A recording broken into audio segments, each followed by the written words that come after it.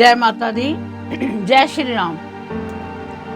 आज मैं कलयुग के देवता भगवान श्री हनुमान जी के बारे में आपसे बात कर रही हूँ। ऐसी शक्ति जो कि कलयुग में आज भी हमारे ऊपर उनका आशीर्वाद है।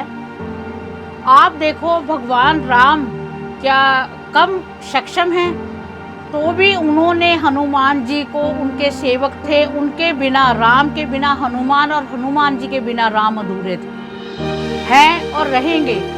हमारे ग्रंथ हमें बताते हैं, हमारे पुराण हमें बताते हैं कि उनकी शक्ति क्या है। देखो, चाहे वो एक भगवान राम जी का एक संसारिक वो था कि जब लक्ष्मण जी मूर्छित हो जाते हैं तो वो रो रहे हैं, तो उस वक्त भगवान हनुमान जी ने उनकी लक्ष्मण जी के लेके संजीवनी बूटी लेके आए, उनसे उनके प्राण बचे। तो भगवान राम जी ने उनका कितना धन्यवाद किया और कितना उनको आशीर्वाद दिया और अपने भक्तों में से सबसे सर्वोत्तम भक्त चुना। जब लंका में माँ सीता जी का पता लगाने के लिए गए, तो उन्होंने जब जाकर उन्होंने पूरी लंका ही जला डाली, जबकि भगवान राम का ये आदेश नहीं था। पर उन्होंने, उनकी शक्ति इतनी थी कि जो रावण, जिसको चारों वेद कंठ ज्ञाता थे, जो उसको भी उनके आगे अपनी हार माननी पड़ी। तो ऐसे थे भगवान, ऐसे हमारे भगवान हैं हनुमान जी। तो उनकी जो शक्ति है वो अटल है, असीम है, जिन्होंने आज भी अगर कोई उनको याद करता है तो वो अपने पूरे बल से उनका कार्य करते हैं। और भगवान राम को अति प्रिय है। अगर उनको किसी ने कह दिया कि आपको भगवान राम का नाम भी ले दिया, तो भी वो अपना सारा कुछ छोड़ के पहले भक्त हैं, जो अपने आप को भक्त कहलाते हैं। ऐसा भक्त और कोई भी नहीं है। तो आज हम उन्हीं के उपाय की बात करते हैं और उन्हीं के रिलेटेड हम उपाय करेंगे। और जैसे भगवान राम के कार्य बने हैं, जैसे सबके कार्य बने हैं, ऐसे हमारा भी ये कार्य बनेगा। अगर आप किसी भी प्रॉब्लम में हो, आप बहुत परेशान हो, आप बहुत थक चुके हो कि ये मुझसे नहीं हो सकता, मेरे से ये कार्य, मैं परेशान हो चुका हूँ, मैं लास्ट तक पहुँच जाता हूँ काम करता करता, पर फिर मैं वहीं पर आके खड़ा हो जाता हूँ। अगर शादी विवाह में अड़चन है, भी आप हमारी शादी अच्छा वाला रिश्ता देखते हैं, फिर हमारे को प्रॉब्लम आ जाती है, कोई ना कोई बीच में ऐसी कोई चुगली लगा देता है कि शादी ब्याह का हो जाता है। कई बार क्या होता है, कोई आपका जो व्यापार है अच्छा वाला चल रहा है, फिर आपको लगता है पता नहीं क्या किसी की नज़र लगी, एकदम घाटा शुरू हो जाता है। तो ऐसी नौकरी आप कर रहे हो, नौकरी में आपका अफसर आपकी अच्छी बनती है, पर कुछ ऐसे तत्व आपको मिल जाते हैं कि वो आपको बिल्कुल ऐसे पीछे करके लगा देता है। तो आपने को मैं एक उपाय बताने जा रही हूँ। इसे आप कॉपी पेन से नोट कर लीजिए कि कोई भी आपकी जो वर्डिंग है वो छूट ना जाए, कोई भी चीज़ आपकी रह ना जाए। तो आपको पहले मैं सामान बताती हूँ कि आपको क्या क्या चाहिए। तो सर्वप्रथम आपको एक चौकी चाहिए हनुमान जी को विराजमान करने के लिए।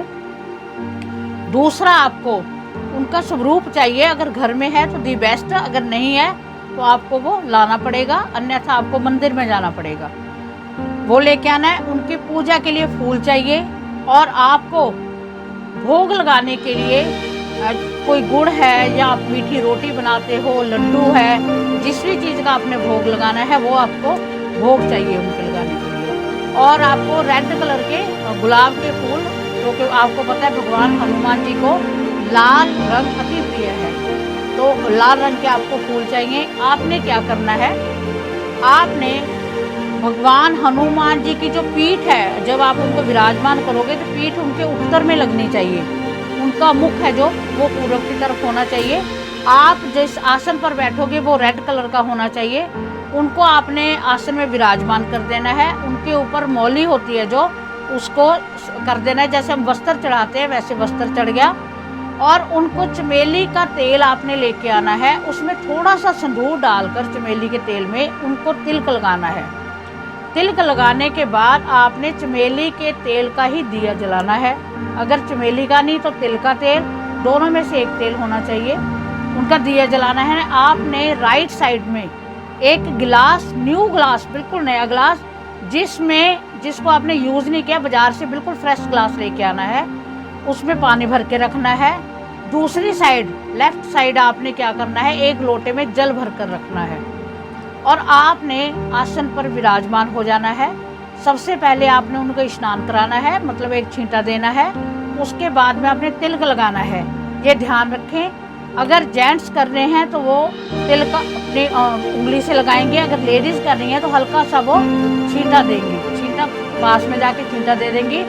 उसके बाद में आपने बैठकर हाथ में आपने जल लेकर ये संकल्प करना है कि हे हनुमान जी, हे बजरंगबली, मैं बहुत, मान लो मैं जॉब के लिए बोल रही हूँ, आप जो मर्जी बोले, भी मैं बहुत पढ़ चुका हूँ, मैं बहुत परेशान हो चुका हूँ, मैं अपनी तरफ से पूरी मेहनत भी करता हूँ, पर मैं कहीं ना कहीं जाकर फिर लाचार हो जाता हूँ। मुझे अपनी लाचारी समझ नहीं आती। अब मैंने अपने आप को आपके समर्पण किया है, आपने मेरा ये कार्य संवारना है। मैं कोई मतलब से पाठ नहीं कर रहा, फिर भी मुझे इस कार्य, मैं विवश हूँ, मैं बहुत परेशान हूँ, मेरी इस परेशानी का हल करें। मैं इतने दिन तक आपका पाठ करूँगा। ये पाठ आपने 11 दिन तक कंटिन्यू करना है। तो ऐसे कहते हुए आपने जल छोड़ देना है उनको। जब आपने तिलक लगा लिया तो सबसे पहले आपने राम स्तुति का पाठ करना है। सबसे पहले आपको मैंने बताया, जहाँ राम है, जहाँ राम ले लिया तो हनुमान जी विराजमान हो ही गई।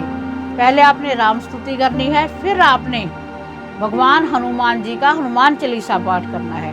पूरा कंठ बोलकर, ये नहीं भी आपने मुंह में बोल लिया, उसको समझ ही नहीं आया भी क्या है। पूरा आपने बोलकर करना है, पूरे दिल की भावना से पाठ आपने करना है। ऐसे आपने राम स्तुति एक बार करनी है, हनुमान जी का पाठ आपने 3 टाइम करना है। वहीं उसके बाद में आपने कपूर लेके आना है, कपूर जलाकर हनुमान जी की आरती करनी है। आरती करने के बाद आपने जो गिलास में पानी रखा है, उस पानी को जिसके लिए भी आप कर रहे हो, अगर आपने अपने लिए करना है तो अपने आप किसके लिए कर भी सकते हो। ऐसे भी वो परेशान है, उसका नाम बोलकर, तो वो पानी आपने पी लेना है, या जिसके लिए आप पाठ कर रहे हो उसको पानी वो पिला देना है। नेक्स्ट डे फिर वही पानी आपने दोबारा फिर भर के रखना है। ऐसे आपने लगातार 11 दिन तक करना है। मेरी आपसे 101% गारंटी है कि आपका कार्य बन ही जाएगा। ये हो ही नहीं सकता कि आपका कार्य ना बने। तो भगवान हनुमान जी सब पर कृपा करते हैं, तो हम पर भी कृपा करेंगे। जब आपने आरती वगैरह कर लेनी है, जब आपका लास्ट दिन होगा, 11वां दिन होगा, तब आपने ओम हं हनुमते नमः स्वाहा ऐसे कहकर आपने थोड़े से, जैसे कंडे वगैरह होते हैं जिसे हम कह देते हैं, चाहे कोई भी कपूर ही ले लो, कपूर की बड़ी सा 2 टिक्की लगा सकते हो, छोटे से जैसे गोले का हिस्सा होता है उसमें आप कर सकते हो। एक मात्र छोटा सा हवन करना है आपने, ओम हम हनुमते नमः ऐसे कह के आपने 11 आहूतियाँ या 21 आहूतियाँ उनको देनी है और प्रार्थना करनी है कि मैं बच्चा हूँ, मुझे कोई पाठ करना नहीं आता, मुझे कोई विधि नहीं आती, मैं बिल्कुल अज्ञानी हूँ, मुझे कोई समझ नहीं है कि आपका पाठ कैसे किया जाता है, ना ही मैं इतना सक्षम हूँ कि मैं आपका पाठ कर सकूँ। मैंने जैसे भी मंत्रहीन, क्रियाहीन, भक्तिहीन आपका पूजन किया है, उस पूजन को आप स्वीकार करें और मेरे इस निवेदन को आप, जो मैं आपसे निवेदन कर रहा हूँ, मैं पूरी दुनिया को कह के थक चुका हूँ, मैं हार चुका हूँ। मेरे निवेदन को आप स्वीकार करें, अपना आशीर्वाद हमें दें।